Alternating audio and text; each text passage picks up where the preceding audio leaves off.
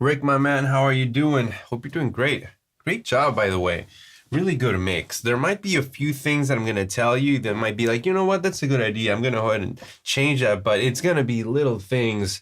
I promise you. Like, I'm really impressed with a lot of stuff that you did, and I'm gonna go over a few of these things. So first off, the first thing that I heard that I liked was, sorry, I am a little sick right now. I don't know what happened, but anyway, the first thing I heard was the volume of the cymbals in the intro and how it was like sufficiently, loud and I could really hear it clearly. So I thought maybe this guy did some automation on that track. So I went and looked. By the way, thank you for all the pictures. I can see what you're doing. And I saw that you have a separate channel for the intro for the cymbals. I thought that was really cool. Separating that, you're definitely giving it a different intention than the rest of the song. You're thinking this part is its own thing, and I want to treat it, well. So I heard that, thought that was pretty cool. It's loud enough, and then the rest of the drums come in. Just overall, I do feel like your cymbals are loud, and that isn't necessarily something like, hey, change it. Actually, I did enjoy it. I feel like the drummer allows for it since he's really very conscious of his dynamics, and he never goes too loud. You hear it a level, and since he's playing soft, you're really kind of putting yourself at risk that if he did do a hard hit, it would be overwhelming, but he never seems to do it. Which is pretty cool. And I think it was a good decision on your part if you want to keep it at that level. I was looking at levels in this other picture. Yeah, your kick in is at -1 over here. Snare is a little bit lower, and your overheads are at 0. So yeah, pretty loud comparison to other song styles that I've mixed, but I can see why you chose that, and I think it's working pretty well. So yeah, definitely good ear on that. Let's see. I hear something else that's kind of working. Well, kind of working. I'm sorry. No, it is working. If I go to this part of the song, for example.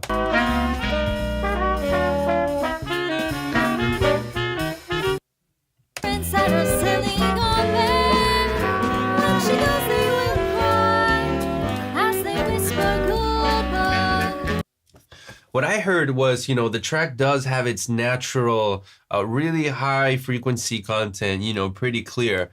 And I didn't feel like I needed to boost that. What I hear is a boost in yours, and maybe I'm wrong, okay? Maybe I'm hearing it differently, but in comparison to other mixes that I've heard, yours, the drums overall sound like they have a boost in around 2K, most of all the cymbals, and there's some sort of quality, like in those mid-highs that you're bringing out in some way, shape, or form, that sounds very pleasing to the ear.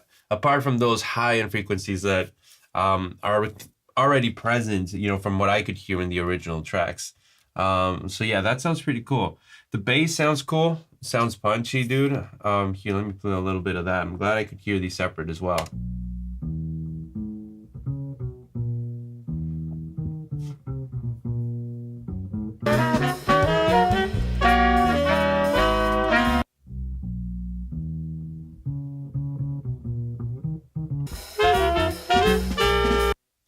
I think you achieved something really cool here where it sounds, you do have sustain. It does sound punchy. It still sounds clear. You can hear the mid-range of it very well. You accentuated the bass though in a really nice way where you do have to be careful with this bass, and I think you did a good job where if you overdo it, if you over compress these, if you give them too much, of attack or like just too much of a sustain, they'll start sounding, and as I think I said this in one of the videos, they'll sound like a sample or even like kind of electric.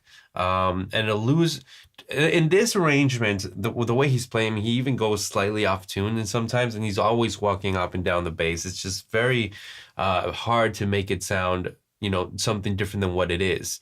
But I've heard tracks where the upright bass is played on a different genre style, more of a pop, jazz kind of song. And if his arrangement is not really identifying the qualities of that type of bass, and plus that you have a mixing that's done, kind of overdone, you can pretty much lose the whole character of it. And, I'm not saying this is the case with yours. I think you reached a good medium where I hear the bass pop through, and this is something that I like. I hear the lower notes, the lower frequencies of the bass pop through really nicely in your mix, and it's still sounding pretty good. And it has a sustain, that it keeps, the length of each note pretty present throughout. Here, let me play a little bit more. She'll grow up and she'll leave her dogs and a prince and when he goes to the lower notes, you really bring out the growl there, and I think that's sounding pretty cool too. I forgot to mention something about the drums. Maybe I didn't mention it. So just one thing to be careful, and this might be something that you already noticed after sending it in, but if I go to the drums, there's this one last part of the cymbals, and it does a little blip thing. Yeah, it just abruptly cuts off and you hear a little click and it pops through the mix. So just something to be careful. Maybe you already heard it. Yeah, that's what it is. So yeah, just be careful with that. Honestly, I can't hear it anymore throughout the song, and I try to hear it, but that doesn't mean that it might be there. You know your session better than I do, and if you do think that you didn't do some fades on some of the tracks, and it could be anything. It could be like, for example, if this were the voice and, it starts like that, sometimes simple as making a little fade sometimes is going to help a lot. I know you have Cubase, but Cubase is also really easy to make fades. You might probably already know how to do it, and it might be one that escaped you. But if you do have other ones around your song that do need that, just keep in mind, these things do build up. I have a friend who didn't do them at all. He works in Logic. And I used to tell him, he didn't really see much of an importance on it until other producers he was working with started telling him, hey, I hear clicks and pops in your track. You really need to get up on that. And he's like, oh, okay. If it's not just my buddy Jose and it's other people, then it definitely must be something to look into. Yeah, but let's see. Other than that, what else do I hear, dude? Just great tone in the vocal too. Let's see. What do you have with the vocal? I think it sounds clear. I think you did a good job with the space you created for it. You went along the route that I did, where I didn't really want to add too much effect. I didn't want it to sound completely dry either, because you kind of, get a sense of what the room sounded like in the studio, and that kind of like could go against the vibe you're trying to build. Let me play a little bit of the intro. unaware of the worried frowns that we weary grown-ups all wear. Yeah, so let me see what you got there. I know I looked at it before, so if I'm not mistaken, so it starts here, right? Like for your vocal. You have your reverb. Yeah, right? So reverb, and then it goes through a de-esser. I thought that was cool. I usually put de-essing before the reverb. I'm curious as why you did it this way. The way I think about it is, if you never give those sharp S's to the reverb, it's never going to spring them out into existence. And that way it's really going to focus on the frequencies you want it to.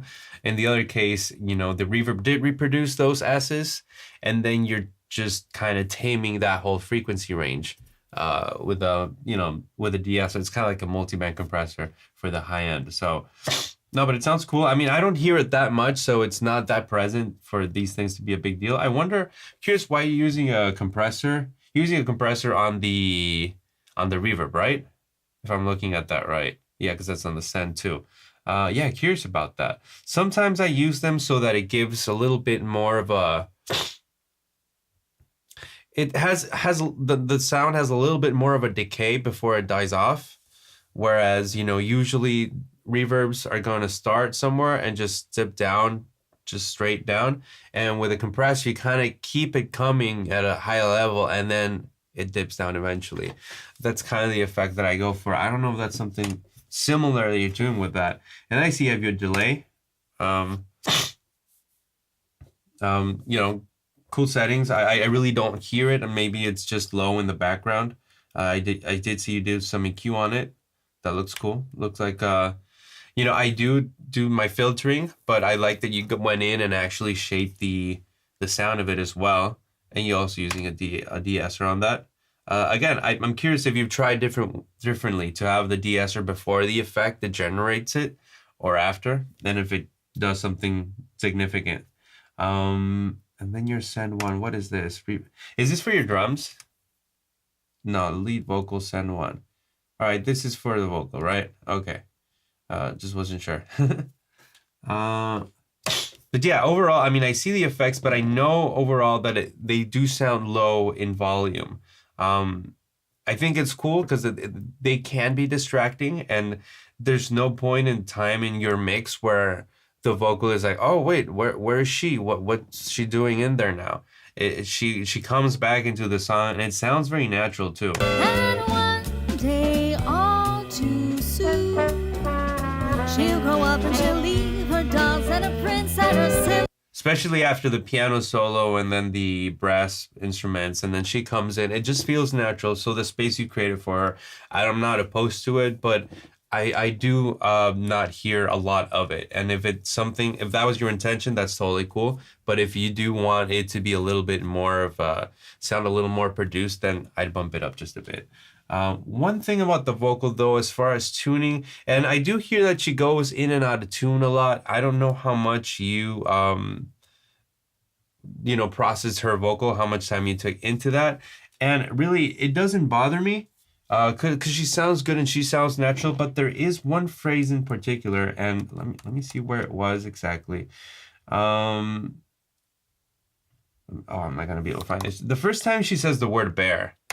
Unaware of the Okay, here. way. No, I don't think that's it. Oh man, I should have saved the minute. Sorry. Bear Is it this one? and a big purple bear. No, then it's the second time she says it. When she goes, they will cry as they will. There are other notes like that one that are a little off, and I'm sorry, I can't find the time she says bear. So she says it here. I know she says it again throughout the intro, and I don't want to play through the whole thing. Songs that are spun of gold somewhere in her own little head.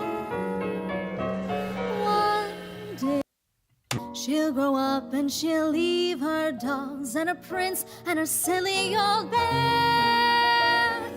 That one. It's this one. Sorry about that. So it's in second 53, and it's just one of those where you have to separate the note that she's hitting and the note before she hits it. So she's singing two, and I believe it's an A sharp. So it's like, let's see, turn my piano on. You're not really gonna hear it through the computer. It's like a little off. The song's like not at exactly 440, but like. Leave her dolls and a prince and her silly old bear. Yeah, so there is a note before bear, like bear. And you just kind of have to make sure that those are separated and then tune accordingly, and it's gonna sound a lot better. Yeah, I don't have my mix up in this session, but the way, the approach tuning, sometimes some notes, depending, I don't know what software you use for tuning, but some notes, it's going to identify it as one single note, and you have to tell it, no, there's a beginning small note before it leading up to their note. And a lot of singers do this, where they go like, instead of they lead up to it, and we got to be able to identify those and just separate them and tune them accordingly, or else the program is going to put the note, it's going to tune it 100%, but it's going to be somewhere in the middle between those two notes, and it's kind of weird. I use Melodyne, and it does that a whole lot. Autotune doesn't quite do that, is one of the reasons why I'd like to move over to that, but it's expensive, but that's one of my plans. Anyway, is there any other notes that I have for you based on what I see? So your EQ on your vocal, you really went in and dug out stuff that you didn't like. I thought that was pretty cool. Wonder about these notes that you hear in the high frequency ranges. But I mean, your vocal's sitting nicely, so I think whatever you did here was a great job. It seems like you really went in and heard nuances and took them out as you went. And these are things that, you take it on and off, and if it works best, it works best, and there we go. Overall, I think what I'm looking at is that whatever you did here is probably most definitely making it a lot smoother and allowing you to turn up the high end overall without it sounding harsh and it being annoying to the voice. Sometimes some voices can have like a ring or resonance in some frequencies depending on the room, the mic, that day, the humidity, God knows. De-essing, which I hear a good job. It doesn't sound uh, like it's overused or anything. I think you're doing a good job there. And a bunch of different tools, most of all compressors, if I'm not mistaken, right? Compressors, a little bit of an EQ type of thing, right? Um, but again, vocal sounds natural. So whatever you're doing here isn't too much, isn't minimal. I don't have this rack. I do want to try it out actually one of these days and just, try it out for it. My problem with it is I tend to like to open sessions from a long time ago, and I'm afraid of compromising to these and having to pay them in the future so that I can open the sessions I make now. Other than that, I think this is a great, thing to have. And they're always making their deals better, which is great. Making it even more, it makes even more sense each time. Well, other than that, yeah, whatever you're doing here, there's nothing that's really bothering me too much. I do, let's see, let me play a little bit of the vocal because I do know that when you have release times that are slower, it tends to make the track just sound a little more distant. And that could backfire just in parts like the end here. Sailing on there, when she goes, they will cry as they whisper goodbye. Your release time is a very musical tool as far as compression goes. And I do think that at slower settings, and depending on how slow, you can get very musical. You can get a lot of tone out of your compressor. And when it's really fast, you get a lot of presence. You get a lot of, it can also sound aggressive in certain songs. But another quality is that you get more average volume when you have a faster release, just because it releases fast and you get that volume back up for the quiet notes and the quiet parts of the vocal. And it's something that I think sounds pretty cool, that I would go for at the end of the song where there's more things going on. It just really helps bring more presence and lets the vocal sit at a more present place, at least in your perception, while still being in the same volume compared to the rest of the instruments. And if it's something you're interested to try out, I would really just recommend it for the end because the beginning part sounds really good. A lot of compressors back in the day were not as fast as they are today. And their attack and release times were slower just because of their design. And I feel like that's why sometimes it's really nice to have and play with that sort of thing. Also, like feedback type of compressors, things like that sound pretty cool. I think my vocal right now is going through a feedback compressor actually. And it's not at a very fast setting because it doesn't have to be. I'm not competing with any other instruments here.